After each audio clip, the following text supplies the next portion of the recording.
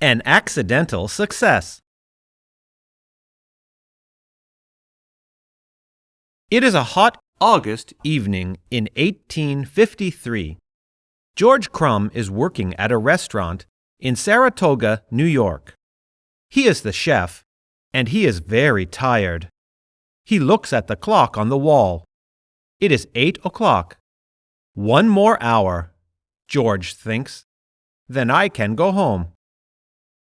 The doors of the kitchen open, and a waiter walks in. He is carrying a plate of potatoes. The customer doesn't like the fried potatoes, the waiter says. He wants them thin and crisp. George makes some thin, crisp potatoes, and he gives them to the waiter. A few minutes later, the waiter returns with the potatoes. The customer doesn't like them, the waiter says. He wants them thinner and crispier. George is angry.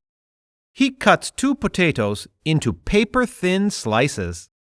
He fries them in hot oil until they are brown. He puts salt on them. Then he puts more salt on them.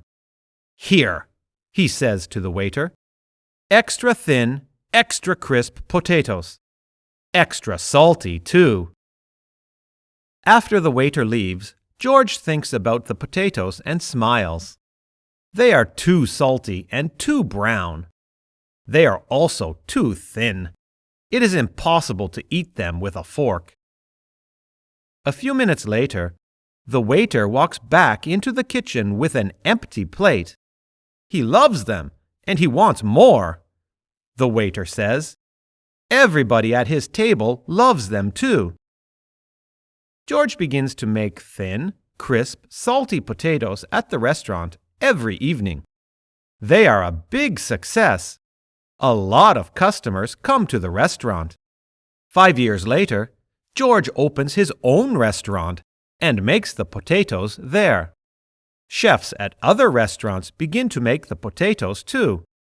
Later, the potatoes are made in factories, and they become popular all over the United States.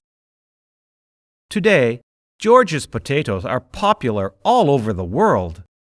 But we don't call them George's potatoes. We call them potato chips.